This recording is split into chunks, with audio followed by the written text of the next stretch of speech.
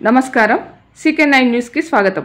సిద్దిపేట జిల్లా మర్కుక్ మండల కేంద్రంలోని మెదక్ ఎంపీ అభ్యర్థి రఘునందన్ రావు జన్మదిన సందర్భంగా రంగనాయక స్వామి దేవాలయంలో శనివారం సుదర్శన యాగం నిర్వహించారు.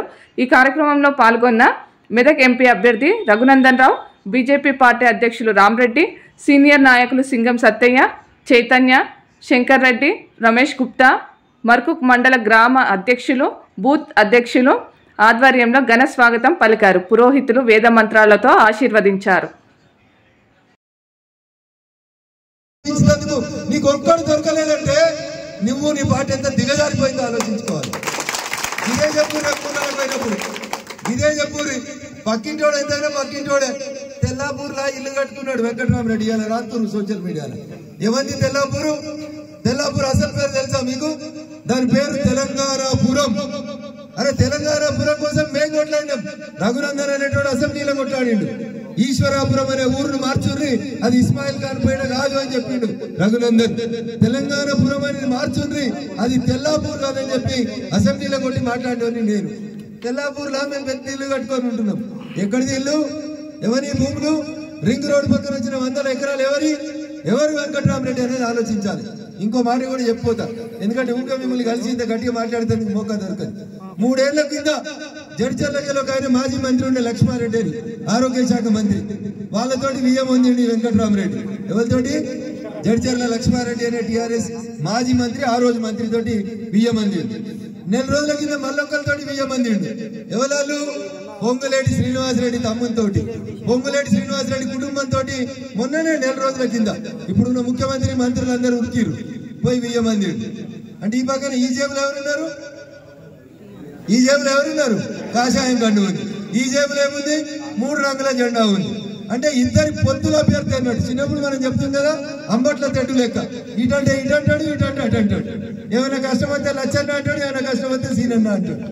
అసంటోని పెట్టి 100 కోట్లు తెచ్చి మెదక్ జిల్లా రాజకీయాల్ని కలుషితం చేయాలనుకున్న ఆ కాడికి మనం బుద్ధి చెప్పాలి. ఆ కాడికి సిద్దిపేట జిల్లా కాదు, ఆడు కరీంనగర్ జిల్లాకి వెళ్ళి జిల్లాకు వచ్చింది. ఎంత తెలివికల్లోడు అంటే, ఎప్పుడైనా రఘునందన్ లాంటి వాడు గెలిస్తే లొల్లి పెడతాడు, 610 జీవో అమలు చేయమంటాడు. హరీష్ నీకు సిద్దిపేటకు సంబంధం ఏందని అడుగుతాడని వాళ్ళ ఊరు తోటపల్లి, ఒరిజినల్ గా కరీంనగర్ జిల్లాలో వస్తుంది. ఒక్క మండలం పెంచంకి మండలాన్ని ఒక్కదాన్ని తెచ్చి జిల్లాలు విభజించినప్పుడు రేపు నాలాంటి వాడు నోరున్నాడు అడుగుతాడని ఒక్క మండలాన్ని తెచ్చి సిద్దిపేట జిల్లాలో కలుపుకున్నాడు. ఇగో ఇది ఆయన నీతి మారినటువంటి చర్య, అంతకు మించి ఇంకొకటి కాదు. ఇక వీళ్ళట గెలుస్తారట, వీళ్ళు పోయేట ఢిల్లీలో తెలంగాణ కోసం కొట్లాడతారట. దేనికోసం కొట్లాడతారే? చిన్న సీసలు, పెద్ద సీసలు, వీటి కోసం తప్ప మీరు ఢిల్లీలో దేనికోసం కొట్లాడారు? ఏం కొట్లాడిరు 10 ఏళ్ళ ఢిల్లీలో? ఏం కోసం కొట్లాడిరు? చెల్లె బతుకమ్మ ఆడుతుందని తొలిస్తే చెల్లె బతుకమ్మ పక్కన పెట్టి దసరా పండుగ రోజు పోతే సీసల కోసం కొట్లాడింది. వీళ్ళు మనకి సిక్కులు చెప్తున్నారు. బీఆర్ఎస్ లేకపోతే వాడు మాట్లాడాడు. మీరు ఎప్పుడైనా మాట్లాడిరా? వెంకటరామరెడ్డి ఎప్పుడైనా మాట్లాడిండా? ఎవరికైనా పని చేసిండా? కలెక్టర్ ఉంటే గేట్ అవతల పెడుతున్నారు 4 పోలీసులను పెట్టి. ఇలా ఓట్ల కోసం వస్తారు, నోట్లు వంచడానికి వస్తారు. మెదక్ జిల్లా వాళ్ళు గరీబులు కావచ్చు, కానీ వెంకటరామరెడ్డి, చంద్రశేఖరరావు గారికి మొన్న ఎన్నికలలో ఏ గుణపాఠం చెప్పిండ్రో రేపు పార్లమెంట్ లో కూడా అదే గుణపాఠం చెప్తారు. టీఆర్ఎస్ పార్టీకి మెదక్ తో సహా 0 స్థానాలు ఇస్తారనేది ఈసారి మనం చెప్పాలి. చెప్తారా? చెప్పారా? మనం మీ గజవరెడ్డి గారు ఇటువంటి ఊగిరు, ఓ పొరపాటు చేసిరు. మొన్ననే ఇంకా జరంత గట్టి కొట్టి ఉంటే ఫామ్ హౌస్లకి వెళ్ళి బయటికి రాకపోతుండే సార్. అత్తుండేనా? దగ్గర దాకా తెచ్చిరు, గల్మకాడికి తెచ్చిరు. గల్మ ఇప్పుదామా వద్దా రాగేసరికి పొలం ఎండిపోయి అయిపోయిందా? కామారెడ్డి వాళ్ళు కొట్టిన దెబ్బ గజ్వేల్ వాళ్ళు కొట్టింటే ఉంటుండేనా సారు? ఉంటుండే. ఆడేడ చెల్లెతోటి బిడ్డ దగ్గర ఉంటుండే పోయి పాపం. అందుకని ఈసారి అట్లాంటి పొరపాటు చేయరని నేను సంపూర్ణంగా నమ్ముతున్నాను. బూత్ అధ్యక్షులు చేస్తారా? ఏం చేస్తారు? పొరపాటు చేస్తారా? పొరపాటు చేయకుండా పని చేయండి. 10 మంది 99లో ఇలా ఏడున్నాం, 24 ఉన్నాం. అంటే ఈయన చాలా మంది ఉండలేదు. ఆయన గెలిచినప్పుడు 25 ఏళ్ళు ఉన్న వాళ్ళు చాలా మంది ఉంటే వాళ్ళు ఉండనే లేదు. ఇంకా స్కూల్ కూడా వాళ్ళ మీరు నరేంద్ర గారు ఎంపీ గెలిచి ఇలా మళ్ళీ గెలవడానికి అవకాశం వచ్చింది. రాలేదా? నీకైనా డౌట్ ఉందా?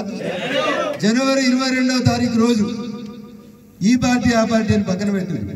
ఏ పార్టీ సర్పంచ్ అయినా, ఏ పార్టీ ఎంపీటీసీ అయినా మెడల కాషాయం కండు వేసుకొని మబ్బులు 5 గంటల పులిహోరను వండించి పొద్దు నుంచి సాయంత్రం దాకా కార్యక్రమాలు జరిగినాయా జరగలేదా? ప్రతి ఊర్లో జరిగిందా?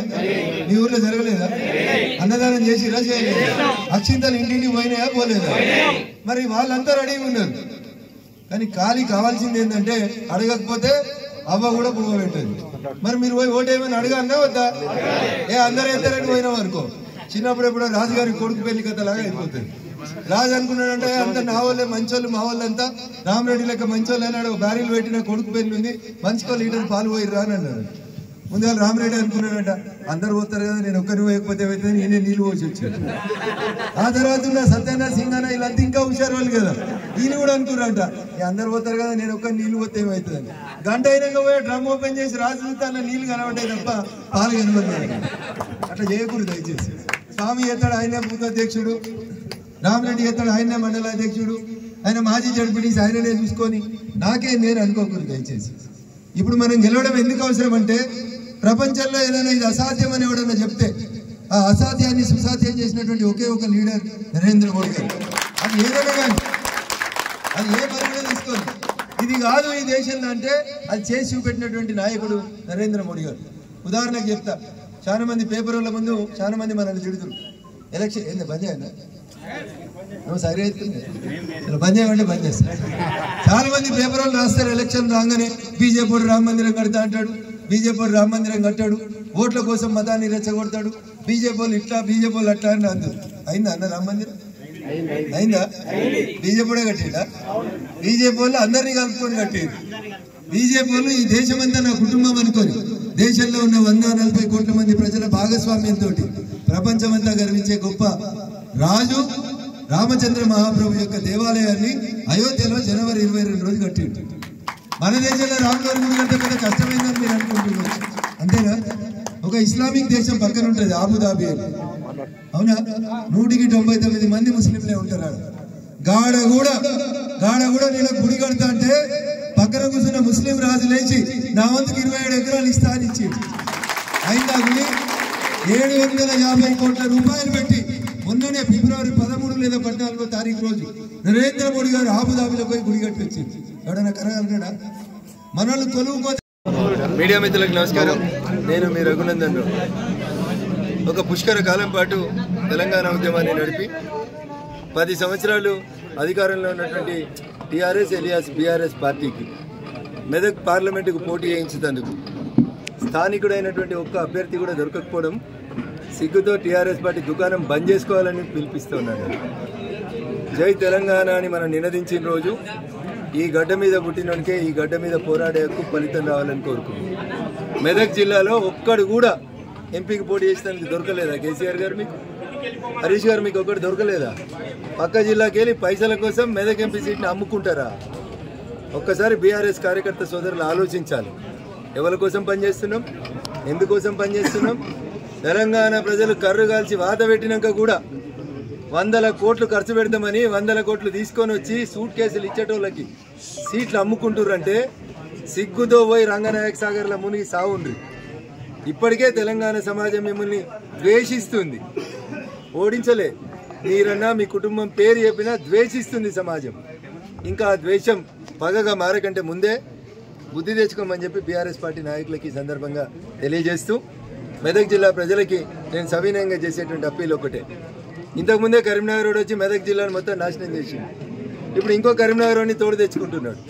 ఇట్లాంటి పక్క జిల్లాలో పెత్తనం వద్దు, 610 జీవో అమలు జరగాలంటే పక్క జిల్లాలోని పెత్తనం మెదక్ జిల్లా మీద ఉండొద్దంటే తెలంగాణ సమాజమా ఒకసారి ఆలోచించు. ఈ పైసలున్న వాళ్ళకి టికెట్లు అమ్ముకుంటున్నటువంటి టీఆర్ఎస్ ఎలియాస్ బీఆర్ఎస్ పార్టీని పార్లమెంటు ఎన్నికల్లో పెద్ద జీరోగా మార్చి బొందబెట్టాలని మెదక్ జిల్లా ప్రజానికానికి సవినయంగా అప్పీల్ చేస్తాను.